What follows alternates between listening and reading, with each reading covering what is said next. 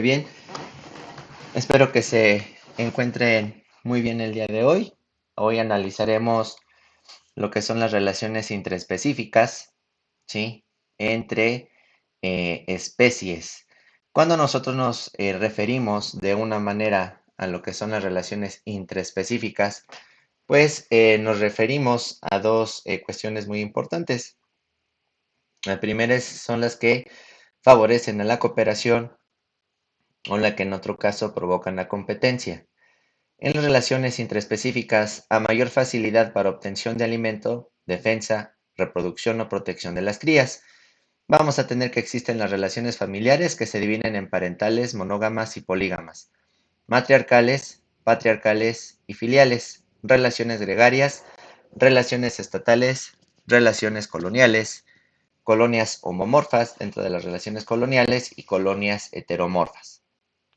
Dentro de los que provocan la competencia, pues tenemos que existen en las relaciones intraespecíficas las que compiten por la o por los recursos, por la reproducción o por la dominancia social.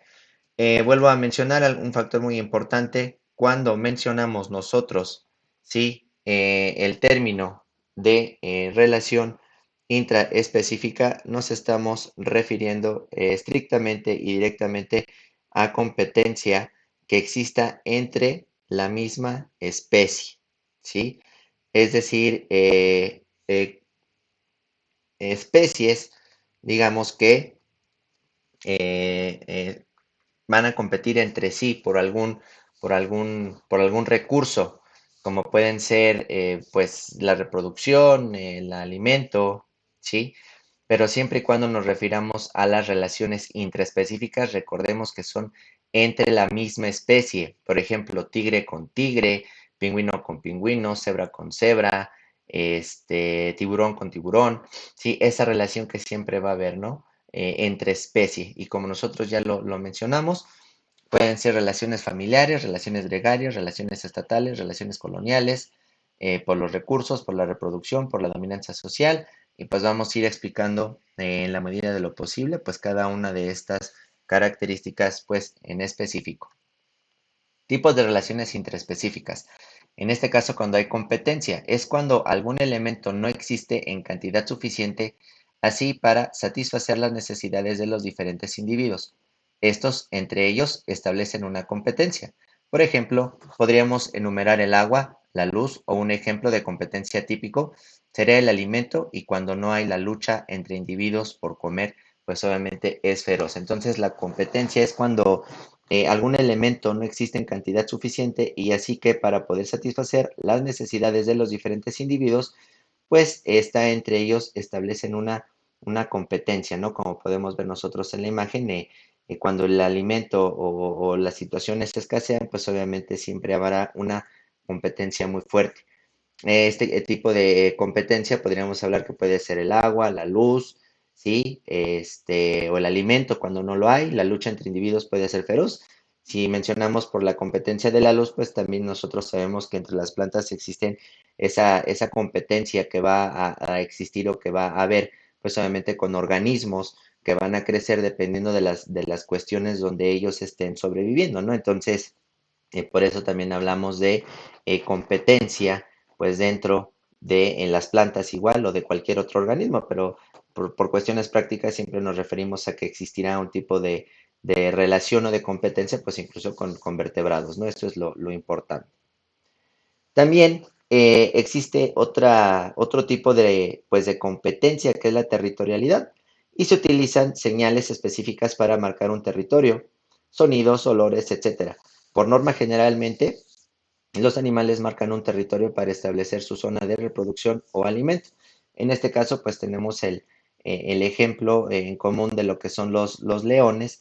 Estos organismos pues tienen la capacidad pues obviamente de poder ver pues obviamente o de marcar mejor dicho pues grandes partes, ¿no? Grandes áreas de territorio. Pueden llegar a tener una marca de territorio incluso hasta de 24, 25 kilómetros cuadrados, hasta de 65 kilómetros cuadrados en algunos felinos, ¿no? En algunos otros organismos el territorio es menor, pero pues sí sí es por norma que lo utilizan para establecer su zona de caza, ¿sí? De reproducción o alimento. Y también esto es otro tipo de relaciones intraespecíficas que sufren los animales y es muy importante que nosotros lo conozcamos. Entonces, pues este es otro ejemplo de relación intraespecífica. También tenemos otras que son las relaciones familiares. En estas, dentro de las relaciones intraespecíficas son las que se establecen entre los progenitores y la descendencia. Finalidades fundamentales es la reproducción y atención a los hijos y hay de diferentes tipos, ¿no? Tenemos lo que es la parental o monógama, que es un macho y una hembra, con sus crías o, en este caso, la mayoría de las aves, ¿no? Puede ser también parental, en este caso polígama, un macho y varias hembras con sus crías, ejemplo ciervos y leones. Otra puede ser la matriarcal, que es una hembra con sus crías, ejemplo los arácnidos, ¿no? Puede ser la patriarcal, sí, en este caso es un padre con sus crías. Y la filial es formada tan solo por los hijos que son abandonados por los padres, la mayoría de los peces o insectos.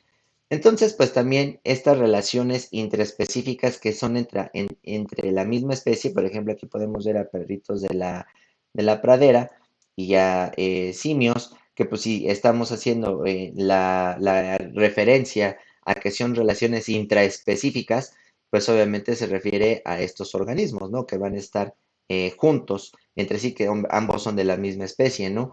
Y que por lo regular, pues siempre tienen la finalidad de poder proteger a sus crías, de poder cuidarlas o de poder tratar de que su descendencia llegue lo más lejos posible. Siempre nosotros salvamos de que existiera esa protección a ese gran, digámoslo así, fulgénico que siempre hemos estado mencionando esa palabra, esa capacidad de poder dejar esa descendencia, ¿no? Entonces también por esa parte es muy importante.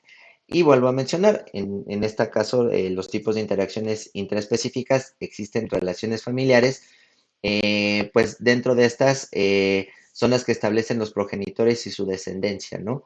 Y pues la finalidad fundamental es la reproducción y atención a los hijos y como lo mencionábamos, ¿no? Hay diferentes tipos, pero esta situación es por tratar de dejar la mayor descendencia posible dentro de la propia especie.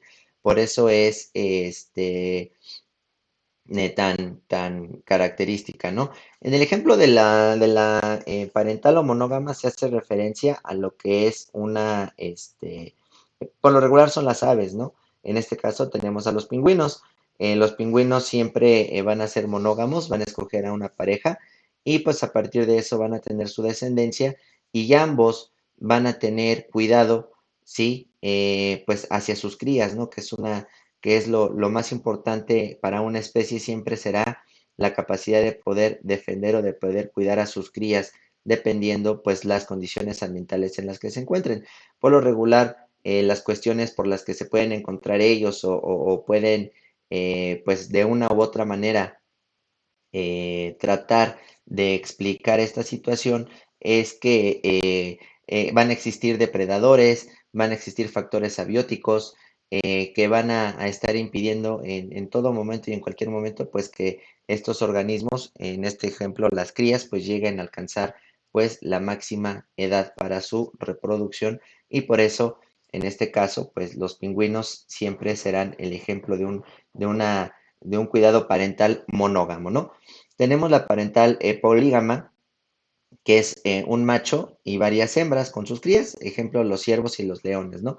Nosotros podemos ver que existen manadas de leones, ¿sí? Que en este caso, pues van a estar cuidando ahí a todos los individuos de su camada, de su población, pero que sin embargo en algunos momentos el león puede llegar a tomar ese tipo como de cuestiones así, digámoslo, un poco raras o comportamientos raros porque puede llegar a matar a su propia descendencia. Y esto es precisamente porque existen comportamientos en el cual el león probablemente se pueda ver amenazado por el número de machos que puedan dejar en esa descendencia y pues obviamente él tiene que cuidar precisamente esa cantidad de crías que vaya a regular después la población y que después no se le vaya a convertir en un problema al propio, pues obviamente al propio animal, ¿no? La matriarcal, que es una hembra con sus crías, ejemplo los arácnidos.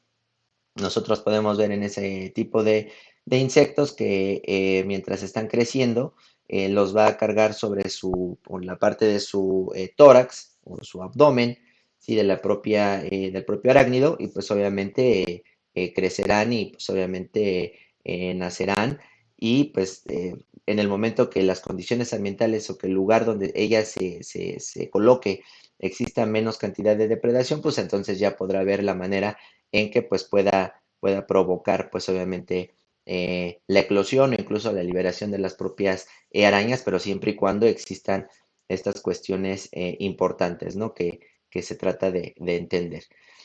Posteriormente tendremos el patriarcal, que es un padre con sus crías. Este se ve pues también en otros organismos, pero sin embargo se refiere al cuidado que existe por parte de los padres hacia su descendencia. En la mayoría de los casos también sucede en aves y también sucede en algunos otros vertebrados, ¿no?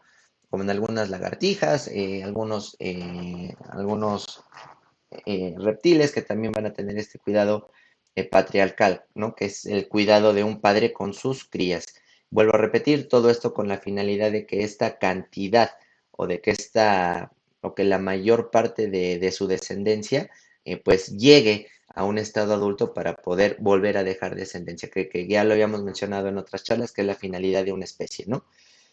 Y tenemos la filial, que es la formada tan solo por los hijos que son abandonados por los padres. La mayoría son peces o insectos, sí, que en este caso, pues al momento de la pues, eclosión, sí, o al momento del alumbramiento, pues en este caso los padres se van, se liberan, sí, y pues empiezan a los pequeños descendientes, la camada pequeña, pues empieza a valerse por sí misma para poder sobrevivir, ¿no? Esto también lo podemos ver con el caso de los salmones, que pues al momento de que eh, eh, los, eh, las hembras ovipositan, sí, pues obviamente la mayoría de ellas mueren, ¿no? O también los machos, precisamente por el esfuerzo energético que implica el reproducirse, pues obviamente cuando eclosionan, sí, los huevos, sí, en este caso de los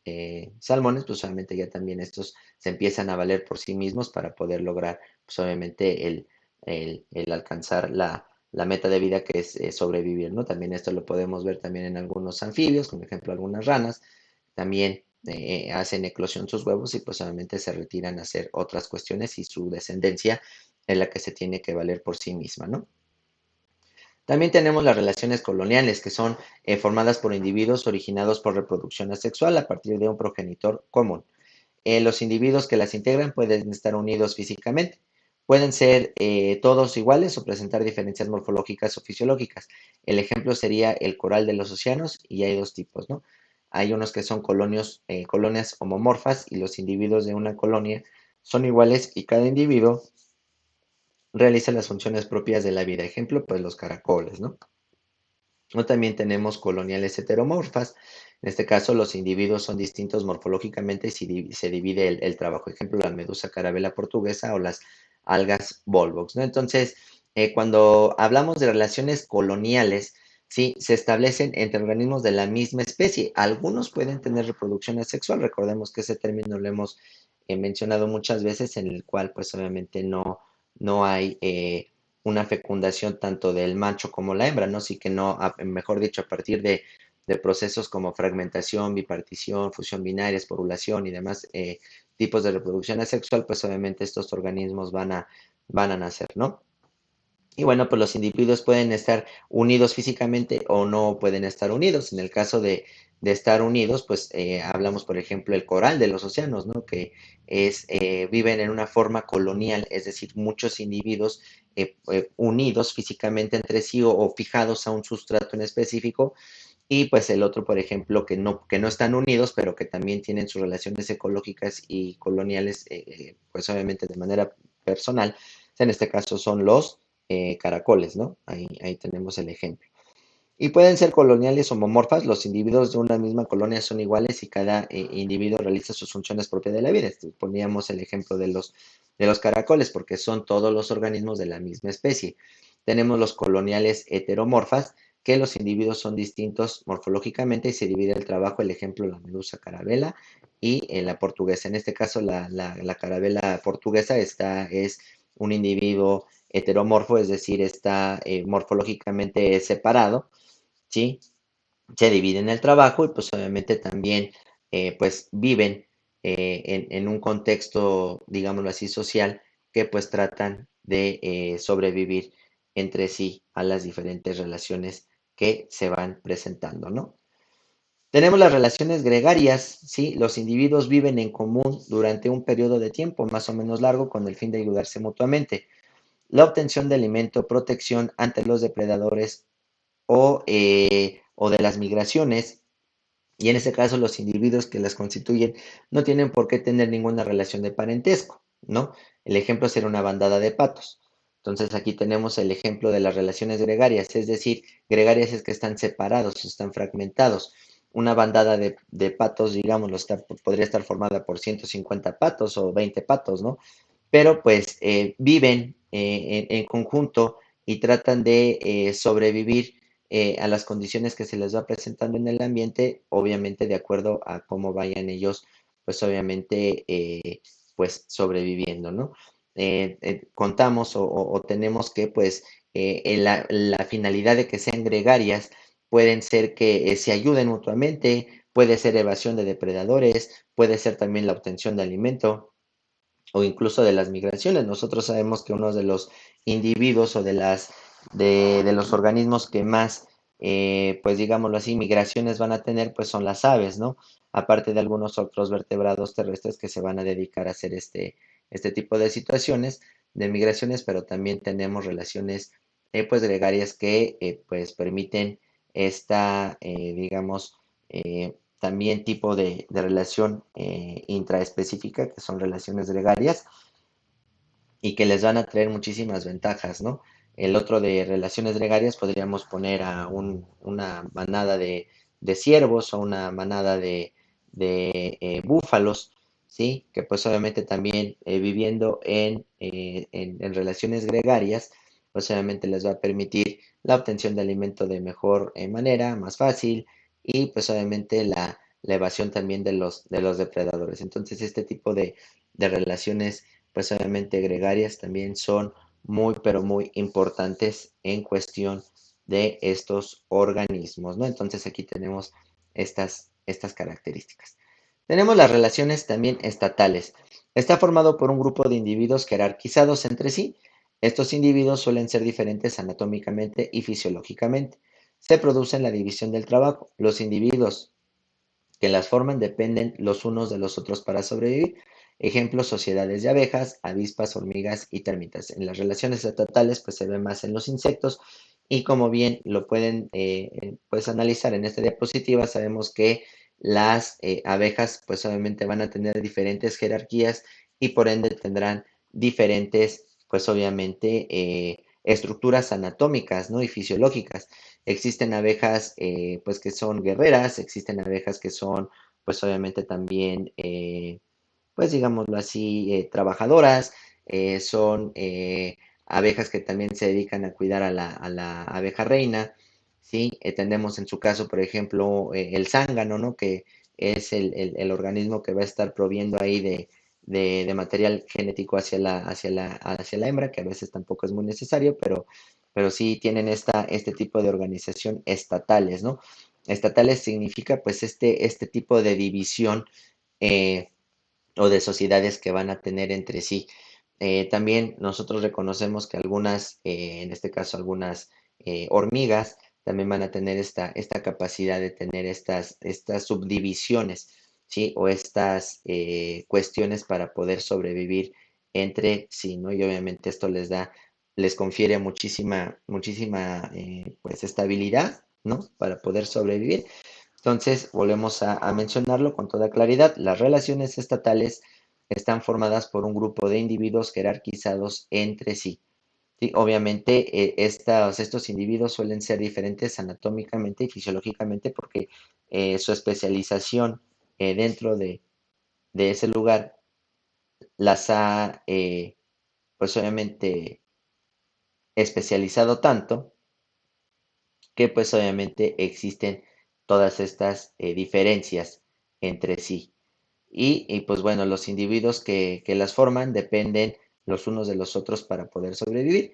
Entonces hablamos siempre de relaciones estatales, pues abejas, avispas, hormigas, termitas, que van a tener una diferenciación entre sí muy, pero muy importante para poder entender cuáles son sus relaciones, ¿no? Y siempre una sociedad, en este caso, pues de insectos bien organizada, pues llevará siempre al triunfo, ¿no? Entonces ahí tenemos el ejemplo con toda claridad y pasaremos a la siguiente. ¿Qué es la relación interespecífica? Bueno, pues aquí es cuando nos referimos a que existe un tipo de interconexión pero de manera entre diferentes especies, ¿sí? Como nosotros pudimos ver en las diapositivas pasadas, hablábamos de la interacción intraespecífica, pero aquí ya nos referimos a la relación interespecífica, que es la interacción biológica, ¿sí? O el vínculo o relaciones entre organismos dentro de un ecosistema, que se producen entre poblaciones e individuos de distintas especies y también se denomina asociación interespecífica. En realidad, cuando una especie influye de determinada manera en la vida de otra especie, podemos nosotros determinarlo como una relación interespecífica, ¿no? En este ejemplo, pues evoco a esta imagen que ustedes pueden observar, en el que podemos ver algunas aves, ardillas, ocelotes, monos, culebras, sapos, tucanes, aves, ¿sí? Plantas, patos, ¿sí? Osos hormigueros, ¿sí? Porque es una relación interespecífica, ¿vale? Cuando diferentes especies, ¿sí? Se van a relacionar, ¿sí? Para, pues, poder sobrevivir y a veces estas relaciones interespecíficas, pues, a veces pueden ser buenas y a veces, pues, no tan buenas, ¿no? A veces hay ayuda entre sí de los organismos y a veces hay, pues, no hay tan buena ayuda, ¿no? Entonces ahí puede ser algo importante para poder denostarlo, ¿no? Entonces, vuelvo a mencionarlo para que quede bastante claro, es la interacción biológica, vínculos o relaciones entre organismos dentro de un ecosistema que se producen entre poblaciones e individuos de distintas especies. Abusados aquí, cuando hablamos de una relación interespecífica, es que se producen entre poblaciones e individuos de distintas especies y también se denomina asociación interespecífica. En realidad es cuando una especie influye de determinada manera en la vida de otra especie. A eso le podemos decir una relación interespecífica. Entonces, muchísimo ojo aquí, por favor, que no se les olvide cuando existen pues distintas especies de poblaciones, ¿no? Y hay una relación o una asociación entre sí de diferente manera como ustedes la quieran ver y como ustedes la quieran llamar, pues sí va a ser pues ahí la relación que se va a tener, ¿no? Y en realidad es cuando una especie influye de determinada manera en la vida de otra especie. Y bueno, aquí podemos tener muchos ejemplos, entre ellos, pues obviamente este, pues parasitismo, mensalismo, comensalismo. Aquí hay muchísimas variaciones muy importantes que las iremos, pues obviamente, desarrollando en las siguientes diapositivas, ¿sí? Pero era sumamente importante que nosotros atendiéramos a el concepto de interespecífico, por favor, ¿vale? ¿Cuáles son estas relaciones interespecíficas? Bueno, pues tenemos muchas, ¿no? Entre ellos, la relación que un organismo no pierde y la otra sí pierde puede ser la antibiosis y el amensalismo. La relación positiva o cero es la epibiosis, la tanatocresis, foresia, comensalismo, inquilinismo. Relación positiva-negativa es la depredación, explotación o parasitismo. Dentro de relación positiva y positiva, entre que los dos organismos se ven beneficiados, la simbiosis y el mutualismo. En otra relación en la que pues las dos pierden, ¿sí? Pues es la de competencia, ¿no? Entonces, sí tenemos muchas, ¿sí? Que son muy importantes que las analicemos, ¿sí? Y pues que las vayamos pues ahondando en estas cuestiones tan importantes. Entonces tenemos el antibiosis y el amensalismo, en la que una especie no se ve afectada, pero la otra sí. En la relación de epibiosis, tanatocresis, foresia, mensalismo, inquilinismo, una especie gana y la otra pues no se ve, digámoslo así, afectada. En la depredación, explotación o parasitismo, una especie va a ganar y la otra va a perder, desafortunadamente. Y en la simbiosis o el mutualismo, las dos especies ganan, ¿sí? Y en la relación de competencia, pues las dos especies pierden.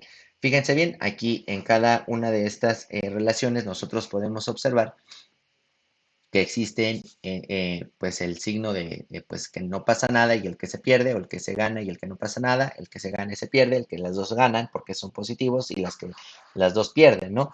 Entonces, entender a este nivel este tipo de relaciones intraespecíficas es muy bueno y pues obviamente pasaremos a entender todas estas cuestiones para que ustedes lo entiendan de mejor manera. ¿Vale? Entonces pasaremos a la siguiente cuestión. En este caso, la primera que analizaremos será la antibiosis. La antibiosis es una interacción biológica que consiste en la imposibilidad de vivir unos organismos en las inmediaciones de otros, debido a que estos segregan una sustancia llamada antibiótico, que provoca la muerte de aquellos. Por ejemplo, el hongo penicillium segrega una sustancia que impide la vida en su entorno de otros microorganismos y se llama antibiosis al efecto que se produce cuando una especie produce una sustancia nociva para otra especie que compite con ella. Entonces, la antibiosis es esa característica que van a tener algunos organismos microscópicos, en este caso, ¿sí? Es el hongo del género Penicillium, que segregará una sustancia, que es la penicilina, ¿sí? Que impedirá, ¿sí? De una u otra manera, la vida en su entorno de otros microorganismos. Y esto pues es sumamente importante, ¿no? Y se llama antibiosis al efecto que se produce cuando una especie produce una sustancia nociva para otra especie que compite con ella, ¿no? Entonces, en la vida, pues existen muchísimos organismos que pueden ser plantas, que pueden ser hongos, ¿sí? Por lo general, que van a producir este tipo de sustancias que pueden llegar a ser nocivas para las especies que se encuentran a su alrededor, logrando así evitar una competencia por el recurso, ¿sí? Supongamos que, pues, en un lugar una especie de planta eh, secreta alguna sustancia química, ¿sí? La cual impide que algunos organismos, pues, nocivos que puedan llegar a ser para ella, pues, la puedan depredar, ¿no? Entonces, este ejemplo de la antibiosis, pues, es muy, muy importante que quede claro. El ejemplo que estamos aquí manejando es un ejemplo, pues, microscópico, ¿no? En este caso, pues vuelvo a repetir el ejemplo del hongo Penicillium, que generará una sustancia derivada del propio hongo llamada penicilina, que evitará el crecimiento, ¿sí? Evitará el crecimiento a toda costa de otros organismos, ¿sí? Y que pues obviamente provocará que tenga mayor espacio o mayor recurso para poder sobrevivir.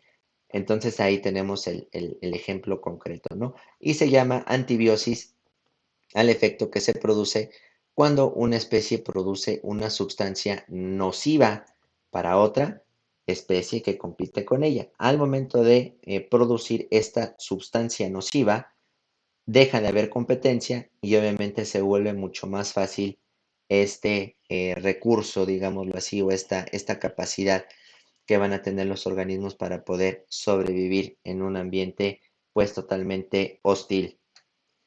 tenemos el amensalismo. En esta interacción biológica, una especie se ve perjudicada mientras que otra no experimenta ningún tipo de alteración al dañar a la anterior.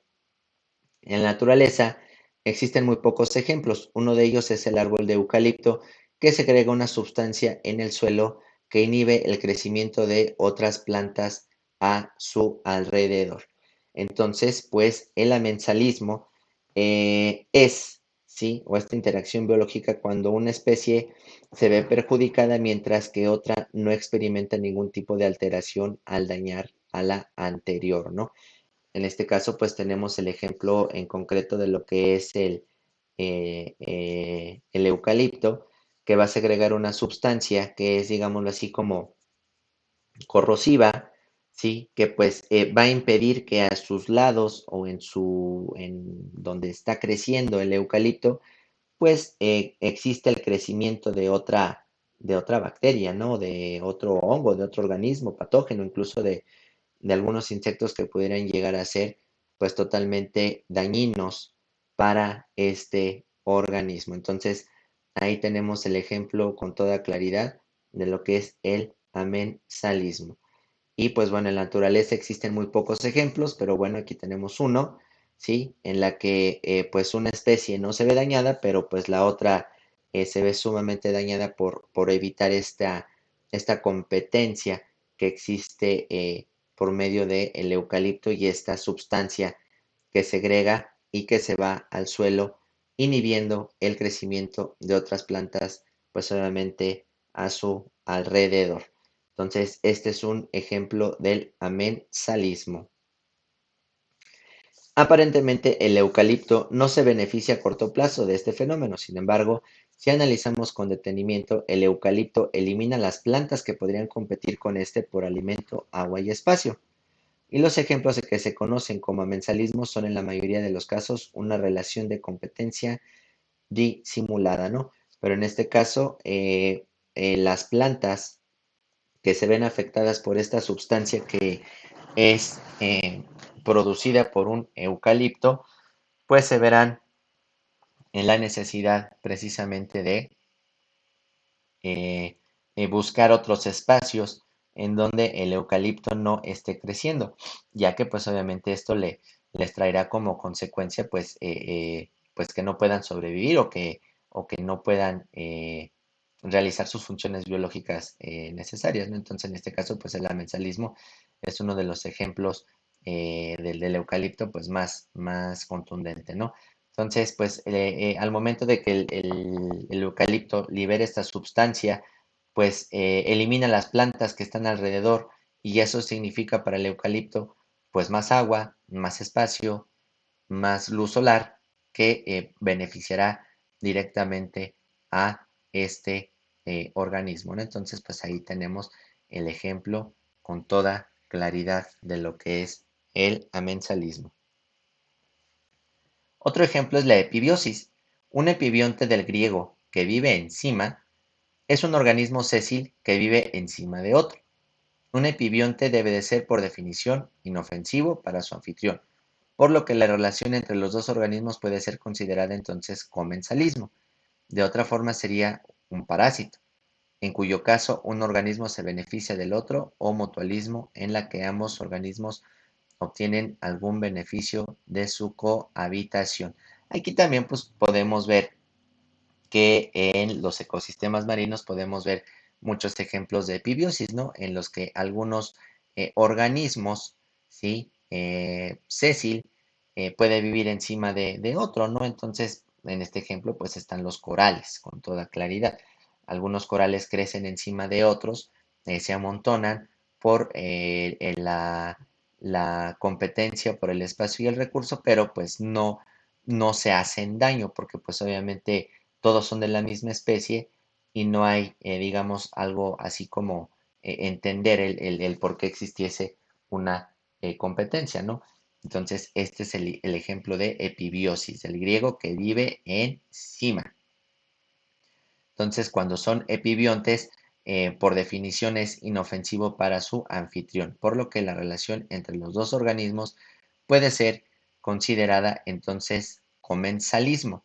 De otra forma, sería parasitismo, en cuyo caso un organismo se beneficia del otro, o mutualismo, en la que ambos organismos obtienen algún beneficio de su cohabitación. Entonces, pues ahí tenemos el ejemplo con toda claridad, ¿no? Un epibionte debe de ser definición inofensivo. ¿Por qué puse esta imagen del coral? Porque pues nosotros podemos ver que existe coral encima, viviendo sobre encima de otro coral, ¿no? Y que pues obviamente este proceso pues es totalmente inofensivo. Incluso encima de los corales podemos encontrar que puede llegar a existir incluso pues hasta algún tipo eh, de babosas de mar, gasterópodos, o incluso algún tipo de alga que pues relativamente no está generando una competencia ofensiva en el espacio donde ellos están sobreviviendo. En el ejemplo de, pues hablando de cuestiones terrestres, también podemos ver muchísimas competencias, bueno, no competencias, sino ejemplos que podríamos entender de lo que es la epibiosis, pero bueno, para ser más precisos, lo catalogamos o lo analizamos directamente en un espacio marino. Entonces, volvemos a repetir que no se nos olvide que es muy importante entender el término epibionte, del griego que vive encima. Es un organismo sésil que vive encima de otro ser vivo. Un epibionte debe de ser por definición inofensivo para su anfitrión, por lo que la relación entre los dos organismos puede ser considerada entonces comensalismo. De otra forma sería o parásito, en cuyo caso un organismo se beneficia del otro, o mutualismo, en la que ambos organismos obtienen algún beneficio de su cohabitación. Otro ejemplo de epibiontes comunes son balanos, rémoras y algas, muchos de los cuales viven en las superficies de organismos marinos, como ballenas, tiburones y tortugas marinas, o plantas litorales como los mangles. El anfitrión del epibionte se le denomina basibionte, que vive debajo, y el tipo de relación pues es epibiosis. Nosotros muchas veces en diferentes documentales, en diferentes lugares hemos analizado pues obviamente que algunas ballenas, alcanzamos a ver que algunas ballenas, como en este caso la imagen de aquí que ustedes pueden ver, un grupo de crustáceos están viviendo de manera epibióntica o en epibiosis directamente sobre la cara, la mandíbula, ¿sí? Las fauces de algunas ballenas, ¿no? Algunas algas también pueden sobrevivir en las conchas de algunas tortugas, ¿sí? Entonces, pues así de sencillo, ¿no? Esta interacción no representa daño para ninguna. O sea, no hay manera de que las dos se pudiesen dañar entre sí, sino que pues viven sin mayor reparo, ¿no? Entonces tenemos tiburones, tortugas marinas o plantas litorales como los mangles. Y el anfitrión del epibionte se le denomina basibionte, es el que vive debajo. Y el tipo de relación pues es la epibiosis. Tenemos otra también muy importante que es la tanatocresia o metabiosis.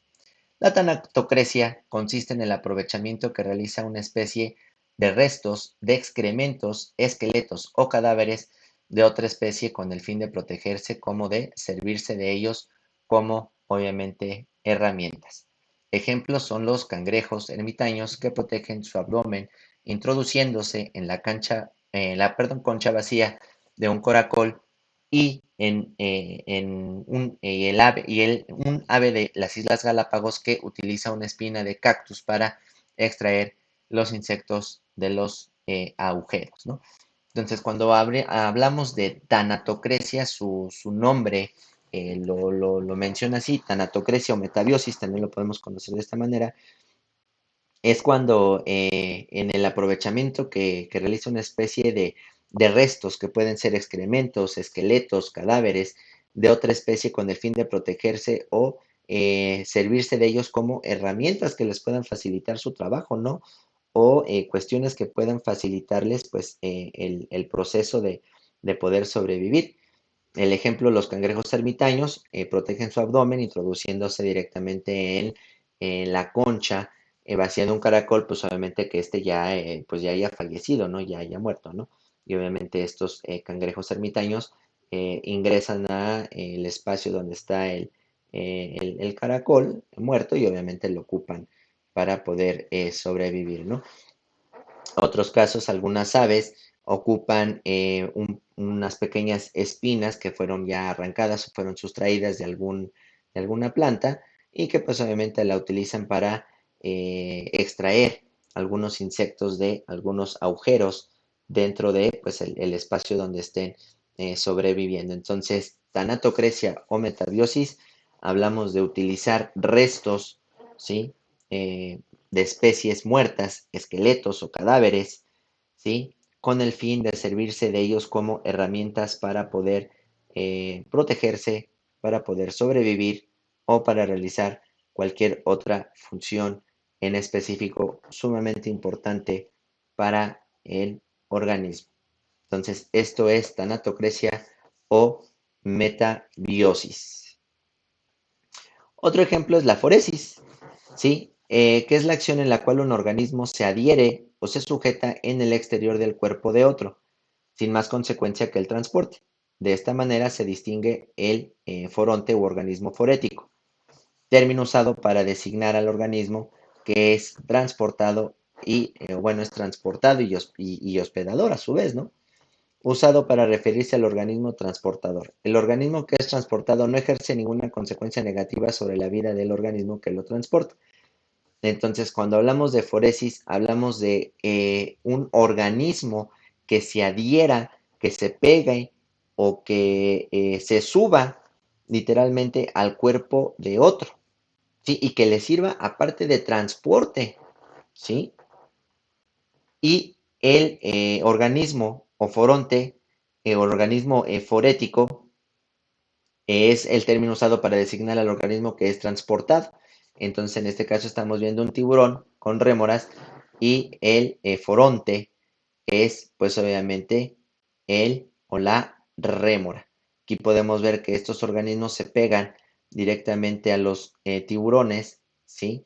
Y pues que esto ya lleva millones de años, ¿no? Y que pues en realidad al tiburón no le afecta en lo más absoluto, ¿sí? En que transporte estas cuestiones, ¿no? Otro de los ejemplos que hablábamos de la foresis es directamente algunas semillas de algunas gramíneas o de algunas herbáceas que suelen ser pegadas fácilmente sobre el pelaje de otros organismos que pueden caminar o avanzar kilómetros y kilómetros y después caer para pues obviamente reproducirse en otro espacio, ¿no? Entonces eso también es conocido como foresis. Entonces la foresis es la acción en la cual un organismo se adhiere o se sujeta en el exterior del cuerpo de otro sin más consecuencia que el transporte. Y de esta manera se distingue el foronte u organismo forético y es el término usado para distinguir al organismo que es transportado y el hospedador que es el que transporta estos organismos. Y el organismo que es transportado pues no ejerce ninguna consecuencia negativa, no ni le quita, ni le da, ni le pone, ¿no? O sea, el organismo no se ve afectado por esta relación que se tenga precisamente con el organismo. Entonces, pues esta es una relación en la que no hay pérdida o en la que no hay afectación a el organismo que también está involucrado de otra forma. Tenemos el comensalismo, que es la relación entre dos especies en la que una de ellas, llamada comensal, utiliza a la otra para obtener alimento, pero sin causarle daño.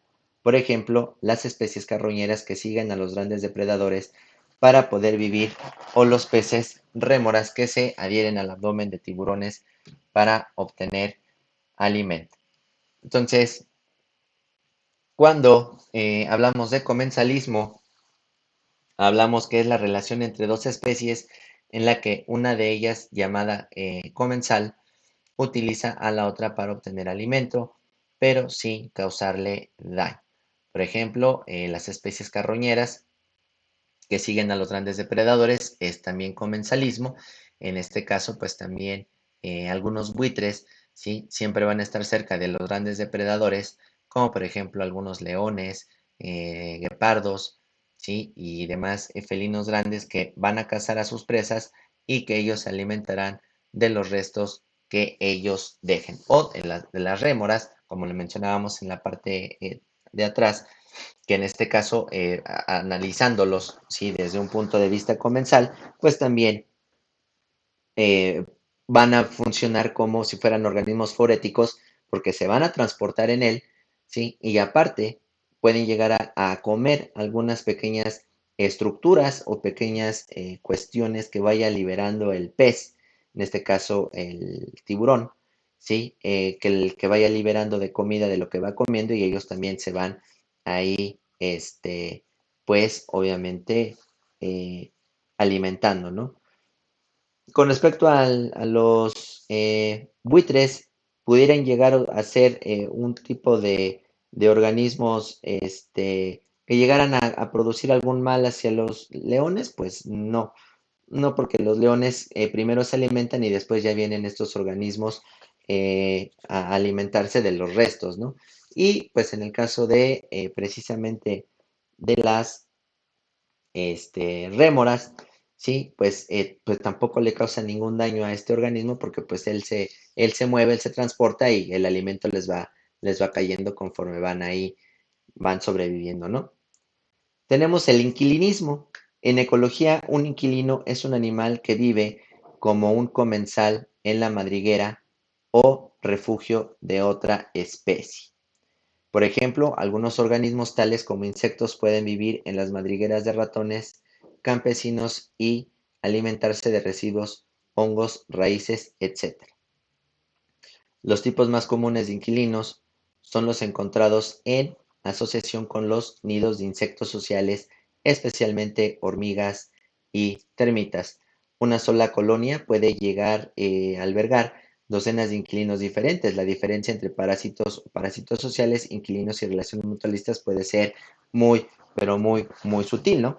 Entonces, en ecología, recordemos, cuando un animal es inquilino, vive como un comensal en la madriguera del refugio de otra especie, ¿no? Podemos suponer que a lo mejor en este caso la ardilla pues lleva a su madriguera, ¿sí? O a diferentes lugares, pues obviamente sus bellotas, sus cacahuates, o lo que esté comiendo, y pues por ahí esté un ave o un insecto abusado y que pues obviamente también se pueda alimentar de estas, pues digámoslo, pues beneficios que le está otorgando otra especie. Y como lo dice aquí, muy importante en la diapositiva, pues la diferencia, ¿sí? Entre parásitos y parásitos sociales o inquilinos y relaciones mutualistas, pues puede ser muy, muy, pero muy sutil, ¿no? Porque pues en realidad pues, sí le está quitando pues, un poco de su alimento a la ardilla, pero que en realidad pues no le afecta mucho porque pues recordemos que las ardillas, en este caso estos roedores, son muy hábiles para recolectar eh, eh, pues su comida, en este caso sus bellotas o sus frutos secos y pues bueno, tienen tantos que pues no les puede llegar a pues afectar en un dado caso, ¿no? Y los tipos más comunes de inquilinos son los encontrados en asociación con los nidos de insectos sociales, especialmente hormigas y termitas, ¿no? Ahí también los podemos encontrar. Entonces, inquilinismo, pues es como lo suena, ¿no? Alguien que viene, que vive a tu casa y que pues aquí está y pues a lo mejor les das de comer algo, pero pues ya después de un ratito pues sí empieza a incomodar el asunto, ¿no? Digo, ahí todos lo sabemos. Y en este caso, pues bueno, el inquilinismo no es que en este caso pues te esté quitando de lo que tú puedas sobrevivir, ¿no? Pero sí puede ser una relación muy sutil entre ser un parásito o parásito social, ¿no? Entonces eso es el inquilinismo, una especie que llega y vive ligeramente, podríamos decirlo, a expensas de otra, sin causarle un daño, por supuesto, a la otra especie que se esté analizando. Algunas especies cumplen los criterios de uno y otro. Por ejemplo, son inquilinos y presentan algunos de los comportamientos de parásitos o de mutualistas.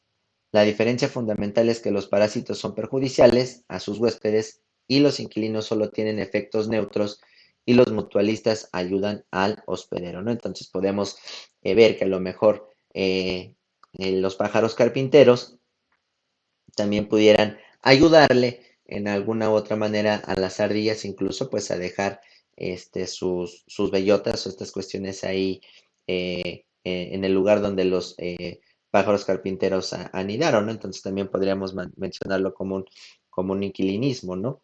Pero pues bueno, recordemos cuando son parásitos hacen daño, pero al hospedero. En este caso el inquilinismo pues es neutro o es ínfimo el daño que en algún momento pudieran causarle al propio organismo. El otro caso que tenemos es la depredación, ¿sí? Para que esta interacción se manifieste es necesario que una especie actúe como depredador y otro como presa. En el caso del depredador, pues hablamos de un león y pues la presa sería la cebra, ¿no? En la que la presa, pues obviamente sirve como alimento de su depredador. Y existe una relación cíclica de densidad entre ambas poblaciones. Cuando aumenta la del depredador, se reduce la de la presa, ocasionando que los depredadores también disminuyan por la escasez de alimento. Es importante la existencia de la depredación, pues es un método natural de control para desaparecer individuos enfermos o débiles. Esto es un ciclo que se repite y se repite. En charlas anteriores, ¿sí? Ya habíamos hablado esta tasa de mortalidad y tasa de natalidad que está íntimamente relacionada al número de depredadores y de presas a las que se vaya a hacer efecto lo que hemos estado analizando, ¿no? Entonces, si hablamos de depredación, ¿sí? Hablamos de que pues existe un depredador que es el león y la presa que es la cebra y siempre existirá un equilibrio dinámico constante entre el número de presas y el número de depredadores, ¿sí? Y esto también lo mencionamos o lo llamamos como un equilibrio ecológico. También tenemos otra que es la explotación. En ecología y biología, el término explotación es un tipo de relación intraespecífica que ocurre por la interacción de varias especies en la que unas resultan beneficiadas a costa de otras que son perjudicadas. La relación puede ser simbiótica en los casos de parasitismo o no simbiótica en los casos de depredación o de herbivoría. La explotación se encuentra a menudo en casos de mutualismos generalizados, no específicos como la de las flores y sus polinizadores animales o entre los hongos micorrizos y las plantas. Sin embargo, no conviene utilizar este término como un tipo de relación, sino como un tipo de comportamiento. Algunos insectos y aves se dedican a un comportamiento llamado robo de néctar, en que coleccionan néctar sin prestar el servicio de polinización a la planta. Y los ladrones de néctar son a menudo parientes cercanos o mímicos de las especies de polinizadores, ¿no? Entonces también tenemos el término explotación, en la cual una especie se va a aprovechar de otra, ¿sí? Obteniendo beneficios sin que estos sean, pues obviamente, digámoslo así, relevantes para su sobrevivimiento, ¿no? Entonces, este término es cuando el de explotación es un tipo de relación interespecífica que ocurre por la interacción de varias especies en la que unas resultan beneficiadas a costas de otras que son pues obviamente perjudicadas. Algunas veces pueden llegar a ser simbiontes, es decir, que los dos sean beneficiados y en otros pues puede ser parásito, ¿no? En que una salga beneficiada y la otra totalmente pues en malas condiciones.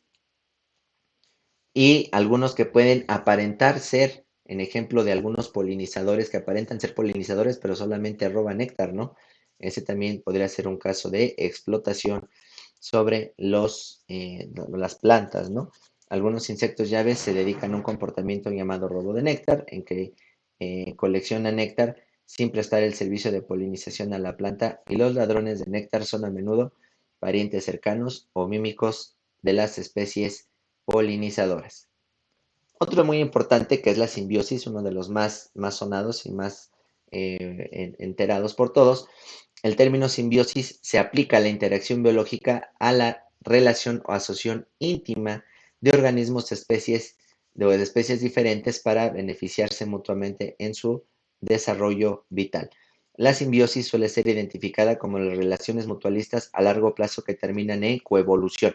El ejemplo más claro pues es la anémona y el payaso. Aquí en simbiosis ambas ganan.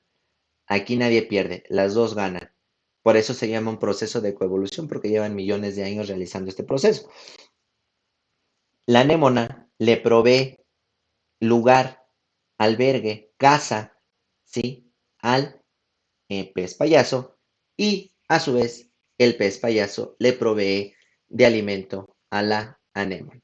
Y estos pues han sido millones de años los que han coevolucionado o hecho simbiosis durante muchos años. Estos organismos se han mantenido así. Entonces, simbiosis es cuando dos organismos se ven sumamente beneficiados entre sí para salir adelante y tanto que ya se conoce como una coevolución.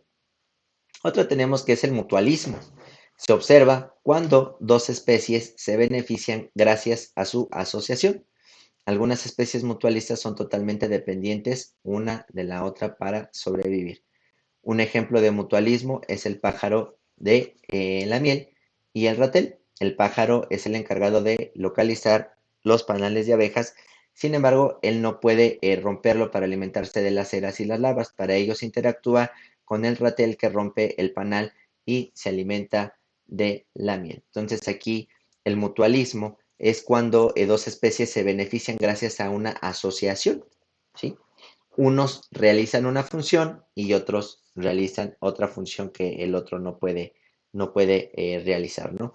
Entonces, esto es mutualismo, cuando dos especies se benefician gracias a su asociación, ¿no? En este caso, pues otro ejemplo de mutualismo puede ser, por ejemplo, algún tipo de ave que, pues obviamente limpie incluso las orejas de algún antílope, que en este caso, pues el antílope se beneficia directamente de que el ave le limpie sus oídos, ¿sí? Por algunos insectos que puede llegar a tener ahí adentro y el insecto se beneficia, perdón, el ave se beneficia directamente de la limpieza que le está haciendo, pues, dentro del oído del ciervo, que pues, él se está alimentando de esos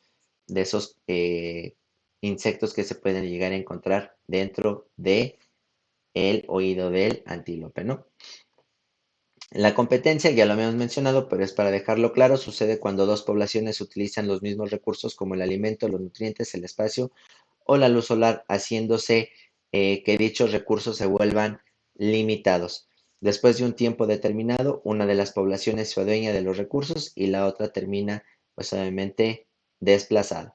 Un ejemplo es la competencia que se presenta entre las plantas en la selva cuando compiten por la luz solar o los depredadores por una misma presa. Si hablamos de parasitismo, es una relación en la cual dos organismos de diferentes especies, ¿sí? Se alimentan a expensas del otro, o sea, del huésped, que se ve afectado. El huésped constituye el hábitat del parásito, el cual puede vivir en el interior o en el exterior, ¿sí? Llamado endoparásito o encima de él como ectoparásito. Algunos peces van a tener algunos crustáceos parásitos que se van a insertar directamente dentro de la boca del organismo, causando conflictos de alimentación entre ellos. Algunos otros organismos que van a ser precisamente foréticos, que se van a alimentar, ¿sí? De otros organismos, que en este caso siempre recurro al ejemplo de las rémoras, ¿sí? Algunas especies de ellas también van a poder ser parásitas, ¿sí? Directamente de los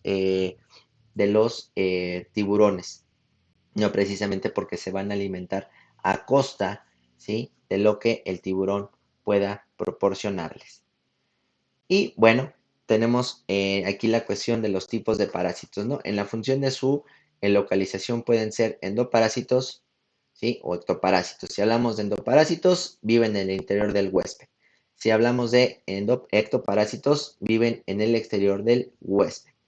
Dentro de los endoparásitos tenemos las tenias y las triquinas, que son ambos gusanos planos, que son infectadores, ¿sí? Endoparásitos de los intestinos de los vertebrados, ¿no? Y ectoparásitos, pues tenemos a las pulgas y al muérdago, ¿sí? Entonces, aquí están estos tipos de definiciones. Entonces, con esto terminaríamos las relaciones tanto intraespecíficas como interespecíficas, esperando que haya sido de su agrado y que lo hayan entendido con mucha claridad. Pues les agradezco su tiempo prestado a la charla. Muchísimas gracias. Que tengan excelente día, tarde o noche. Si tienen alguna duda, por favor vuelvan a ver el video y quedo a sus órdenes. Gracias.